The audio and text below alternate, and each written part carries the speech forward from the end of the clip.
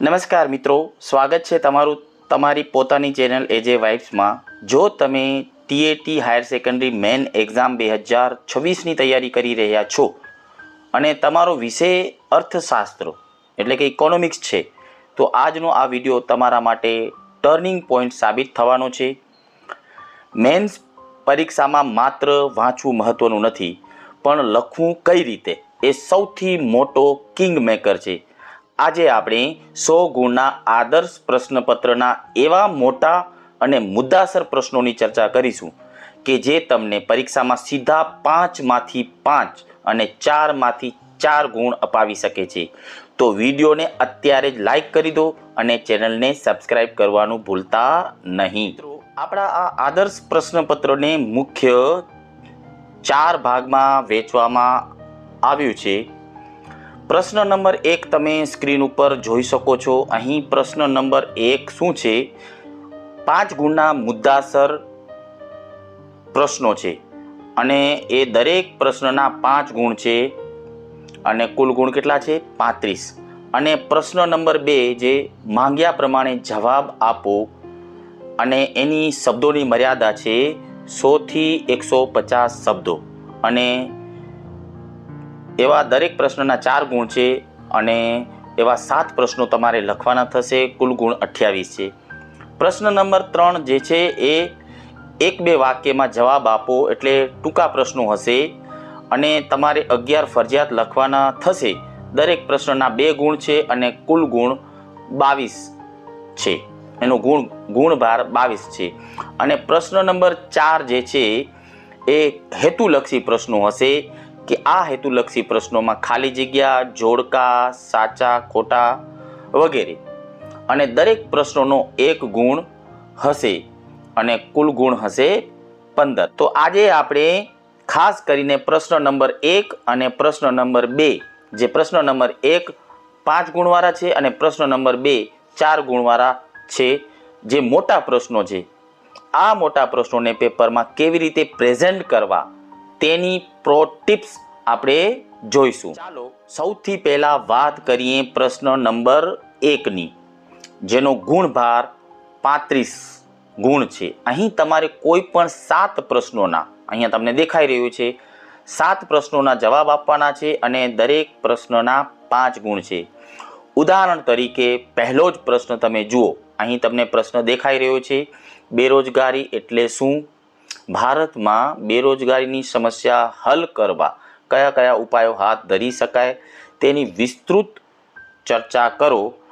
તો હવે તમારે કેવી રીતે પેપર પ્રેઝન્ટેશન કરવાનું છે, તો એ પેપર પ્રેઝન્ટેશન ટીપ જે છે એ 5 ગુણના પ્રશ્નમાં તમારે ક્યારે સીધો મોટો પેરેગ્રાફ ન લખવું જોઈએ। એમાં હું તમને 5 ટીપ આપું। ટીપ નંબર 1 શું છે? તો સૌથી પહેલાં બેરોજગારીનો અર્થ તમે લખો। અહીં જે પ્રશ્ન જે આપેલો છે બેરોજગારીનો અર્થ, અને એવું સબ હેડિંગ બાંધીને તમે અર્થ લખો, બેરોજગારીનો અર્થ। અને ત્યારબાદ તમારે શું કરવાનું છે? પહેલો ટીપ જે છે અર્થ લખવાનું, બીજું છે ઉપાયો માટે બુલેટ પોઈન્ટ જે છે, દાખલા તરીકે કોઈક સ્ટાર બનાવે, કોઈક આવી રીતે એરો બનાવે, અથવા ફ્લો ચાર્ટ જે છે, જેમ કે સંસ્થાકીય ઉપાયો, માળખાકીય ઉપાયો, એનો જે છે ફ્લો ચાર્ટનો ઉપયોગ કરી શકો છો। અર્થશાસ્ત્રમાં ડાયાગ્રામ દોરવાથી તપાસનાર પર જોરદાર છાપ પડે છે, એ મિત્રો યાદ રાખજો। આ જ રીતે તમે પ્રશ્ન નંબર 3 હું તમને ઉદાહરણ સ્વરૂપે સમજાવું તો તમે અહીં સ્ક્રીન ઉપર પ્રશ્ન નંબર 3 જોઈ શકો છો। માંગનો નિયમ જે છે, બરાબર, એ પૂછાનો છે, યાદ રાખજો। માની લો કે પ્રશ્ન 3 માંગનો નિયમ પૂછાયો છે, તો યાદ રાખશું તમે શું યાદ રાખશો કે જ્યારે પણ માંગ અથવા પુરવઠાનો નિયમ પૂછાય ત્યારે તેની ધારણાઓ જે છે, એની અનુસૂચિ છે, એનો કોષ્ટક અને આકૃતિ દોરવી ફરજિયાત છે, યાદ રાખજો। આકૃતિમાં એક્સ ધરી જે છે, વાય જે છે, મતલબ એક્સ અક્ષ અને વાય અક્ષ પર શું દર્શાવ્યું છે તે પણ લખવાનું ચૂકતા નહીં તો તરત જ 1 ગુણ જે છે એ તમારો કપાઈ જશે, યાદ રાખજો। 1 ગુણ કપાઈ જશે. જો એક્સ ધરી અને વાય ધરી ઉપર જેને આપણે ચલ કહીએ છીએ એ નથી દર્શાવતા ઘણા, તો એ ચલ ઉપર જે લખવાનું હોય છે બરાબર એ લખવાનું ભૂલતા નહીં.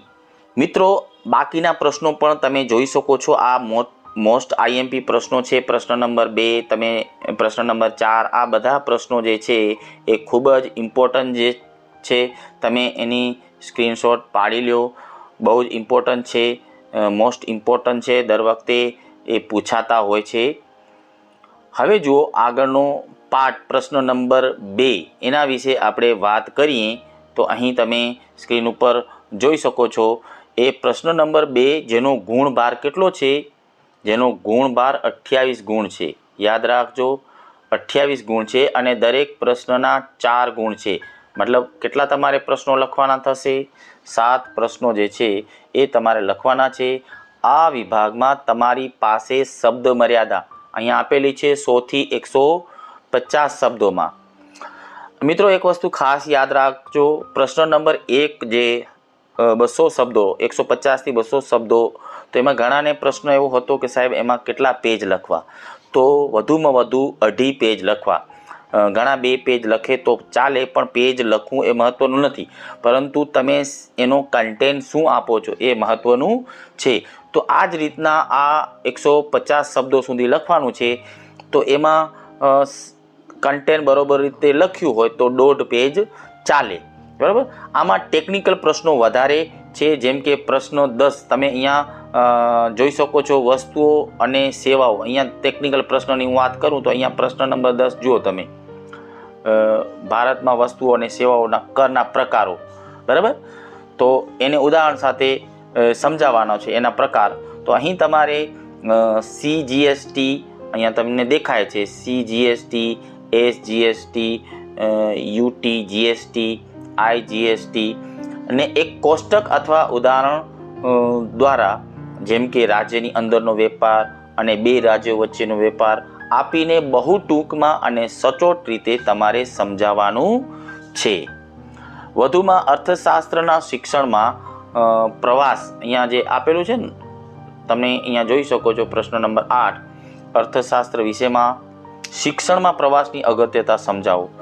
તો એ જે છે એ પ્રશ્નો, અને પછી ઇન્ટરનેટ ટેકનોલોજીની ઉપયોગિતા તમે અહીં જોઈ શકો છો. આગળ અહીંયા લખેલું જ છે એના પછીનું ઇન્ટરનેટ ટેકનોલોજીની ઉપયોગિતા, બરાબર.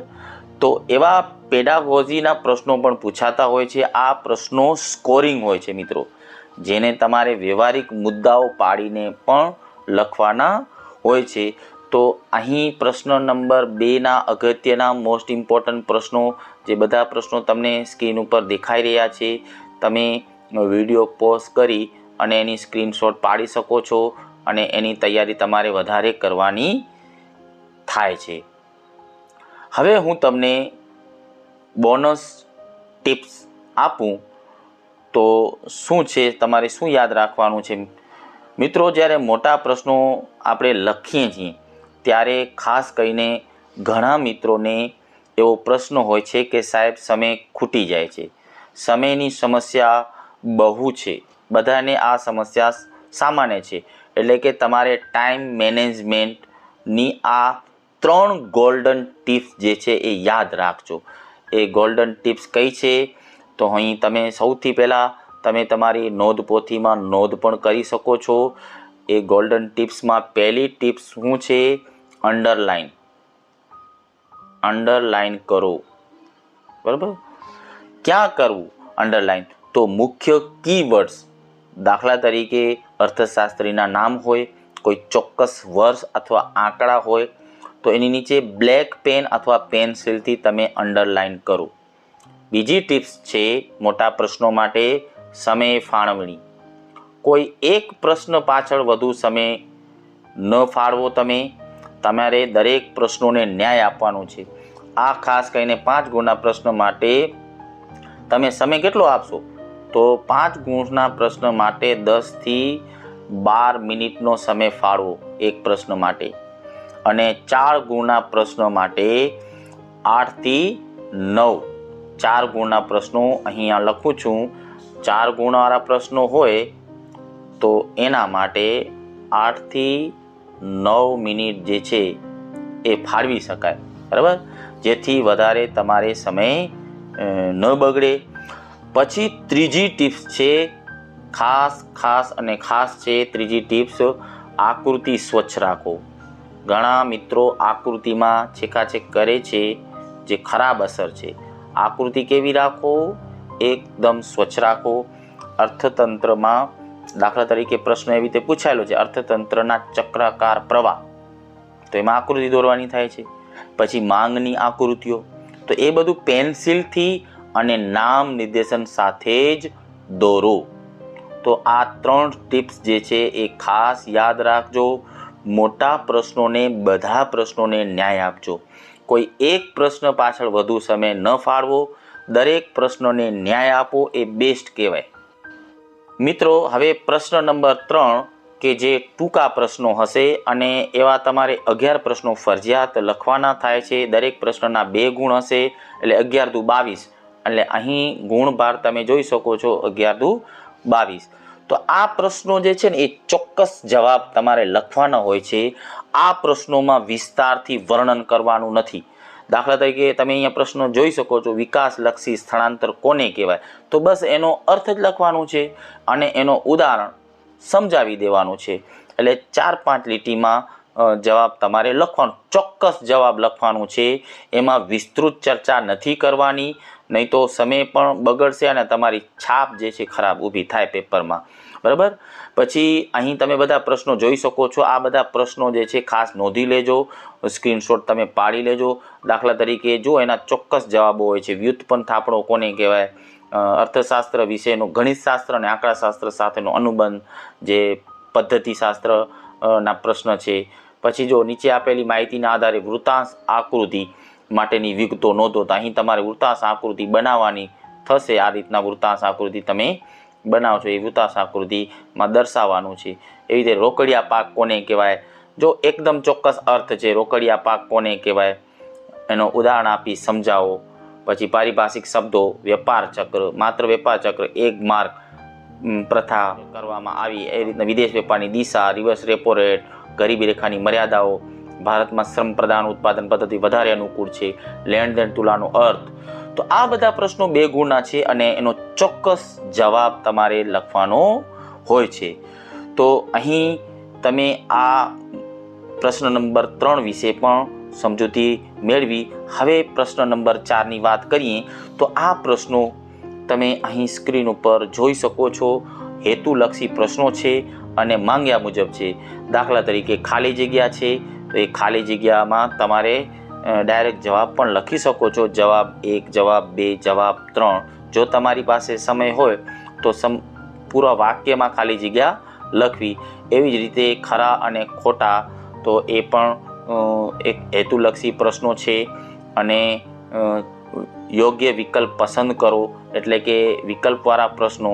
આ બધા પ્રશ્નો પણ જે રોકડા માર્ક્સ હોય છે, હેતુલક્ષી હોય છે. તો અહીં તમે આ દરેક પ્રશ્નો જે છે એની પણ સ્ક્રીનશોટ પાડી શકો છો, અથવા વિડીયોને પોઝ કરીને આ બધા પ્રશ્નો તમે નોંધી શકો છો. તો મિત્રો, આ હતું આપણું TAT એટલે કે ટાટ હાયર સેકન્ડરી મેન્સ ઇકોનોમિક્સનું આદર્શ પ્રશ્નપત્ર. અહીં તમે જોઈ શકો છો. જો આ પ્રશ્નપત્રની આખી PDF જોઈતી હોય અને તમારે અર્થશાસ્ત્ર વિશેનું સમગ્ર મટીરિયલ જોતું હોય, ધોરણ 11 અને ધોરણ 12 એ બંનેનું, તો એની નોટ્સ જે છે, એનો વિડીયો જે છે, તમે મારી ચેનલ AJ વાઇબ્સની મુલાકાત કરી અને તમામ વિડીયો જે છે એ તમે મેળવી શકો છો. તમે કોમેન્ટ સેક્શનમાં જરૂરથી જણાવજો કે તમને આ વિડીયો તમામ જોઈએ છે કે નહીં, ક્યાં મળી જશે, તો હું તમને ચોક્કસ જવાબ આપીશ. જો વધારે કોમેન્ટ આવશે તો હું જવાબો સાથે આખો નવો વિડીયો પણ લઈને આવીશ. તો આ વિડીયો તમારા મિત્રો સાથે શેર કરો કે જો આ પરીક્ષા આપી રહ્યા છે. ફરી મળીશું એક નવા જોશ અને નવી માહિતી સાથે. ક્યાં? તમારી પોતાની ચેનલ AJ વાઇબ્સમાં. અને મિત્રો, ખાસ યાદ રાખજો, તમારે ધોરણ 11 અને ધોરણ 12ના 2 ગુણવાળા પ્રશ્નો, બરાબર, અને જે 4 ગુણવાળા પ્રશ્નો ને 5 ગુણવાળા પ્રશ્નો, મહત્ત્વના ઇમ્પોર્ટન્ટ પ્રશ્નોનો તમારે વિડીયો જોઈતો હોય તો મારી આ ચેનલ જે છે એમાં તમે ડિસ્ક્રિપ્શન બોક્સમાં તમે જોઈ શકો છો, અથવા તમે ચેનલના હોમ પેજમાં જઈ અને એ હોમ પેજમાં પ્લેલિસ્ટમાં પણ તમે આ 11 અને 12ના અગત્યના પ્રશ્નો જે છે એ તમને ત્યાં મળી જશે. તો ત્યાં સુધી તમે બધા વાંચતા રહો જ્યાં સુધી મેન્સ એક્ઝામ ન આવે, અને આગળ વધતા રહો. જય હિન્દ, જય જય ગરવી ગુજરાત.